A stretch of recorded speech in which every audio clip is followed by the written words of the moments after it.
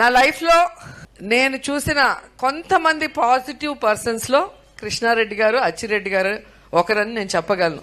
అంత పాజిటివ్నెస్ ఫుల్గా నిండిన వ్యక్తులు వీళ్ళు. ఈ కాలంలో ఇంత పాజిటివ్ మనుషులను చూడాలంటే చాలా కష్టం.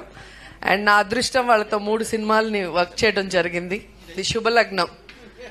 ఒక భార్య భర్తను అమ్మేయటం అనేది జగపతి బాబు గారి లైఫ్లో ఫస్ట్ సూపర్ హిట్ ఆ మూవీ. మాకైతే ఎవ్రీడే ఎగ్జామ్ పెట్టేవారు. శుభలగ్నం షూటింగ్కి వచ్చినప్పుడు దాంట్లో నేను ఆమెని గారు గోరింటాకు పెట్టుకొని ఉంటాం.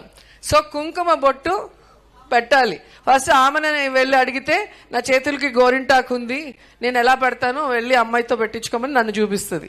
నా దగ్గరకు వస్తే నాకు గోరింటాకు ఉంటుంది. సార్ అన్నారు, నా స్టైల్లో మీ ఇద్దరు చేత్తో పెట్టకుండా కుంకుమ బొట్టు పెట్టాలి, ఎలా పెడతారో ఒకసారి చెప్పండి అంటే జుట్టు చించుకున్నాం, పీక్కున్నాం, కానీ మాకు ఐడియానే రాలేదు. లాస్ట్కి ఎంత కూల్గా అలా సోఫాలో జగపతి బాబు గారు కూర్చొని ఉంటే నేను పైనుంచి వచ్చి తల నుదురు ఆనించి కుంకుమ పెడతా.